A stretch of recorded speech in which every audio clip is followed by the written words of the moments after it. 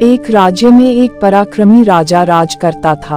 वह एक कुशल योद्धा था और हर युद्ध में विजयी होता था। आस पड़ोस के राज्य के राजा भी उसके पराक्रम का लोहा मानते थे। एक बार वह एक युद्ध में विजयी होकर अपने नगर लौट रहा था। उसके मंत्री और सैनिक उसके साथ थे। रास्ते में एक पेड़ के नीचे उसे एक बौद्ध भिक्षुक बैठा दिखा। वह घोड़े से उतरा और भिक्षुक के पास जाकर उनके चरणों पर अपना सिर रख दिया।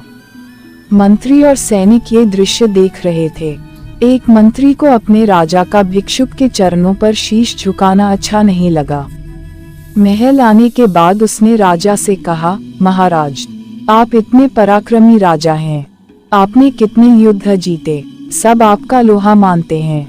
आपका शीश तो गर्व से तना हुआ रहना चाहिए, किंतु आपने एक भिक्षुक के चरणों पर शीश झुका दिया। मुझे ये उचित नहीं जान पड़ा। राजा मुस्कुराया किंतु कुछ बोला नहीं। अगले दिन उसने उस मंत्री को बुलवाया और एक थैला देकर कहा, इस थैले में 4 चीजें रखी हैं। बाजार जाओ और इन्हें बेच कर आओ। ध्यान रहे, बाजार जाने के पहले इस थैले में झांक कर मत देखना। मंत्री थैला लेकर बाजार चला गया। बाजार में जब बेचने के लिए उसने 4 चीजें निकाली तो चकित रह गया। थैले में एक मुर्गी का सिर, एक मछली का सिर, एक बकरी का सिर और एक इंसान का सिर था। राजा की आज्ञा का पालन उसे करना ही था। उसने मुर्गी का सिर, मछली का सिर और बकरी का सिर तो बेच दिया, किंतु इंसान का सिर खरीदने को कोई तैयार ही नहीं हुआ। वह उसे बिना बेचे ही राजा के पास लौट आया। राजा को उसने सारी बात बताई।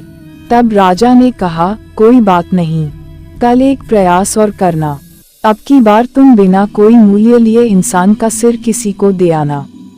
अगले दिन मंत्री फिर बाजार गया।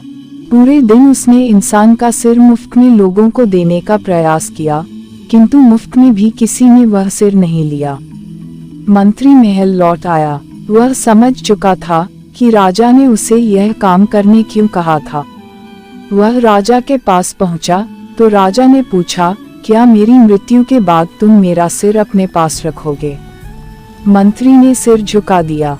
राजा ने कहा, जिस सिर को कोई बिना मोल भी लेना नहीं चाहता, उसे मैंने किसी भिक्षुक के चरणों में झुका दिया तो क्या हो गया? विनम्रता से झुके मेरे सिर को भिक्षुक का आशीर्वाद तो मिला। स्मरण रखो, मिथ्या अभिमान का कोई अर्थ नहीं।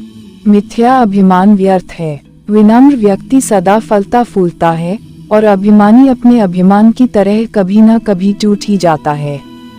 दोस्तों, हम आपसे फिर मिलेंगे ऐसे ही एक लाइफ चेंजिंग कहानी के साथ। तब तक के लिए आप जहां भी रहिए खुश रहिए और खुशियां बांटते रहिए। आपका बहुमूल्य समय देने के लिए दिल से धन्यवाद।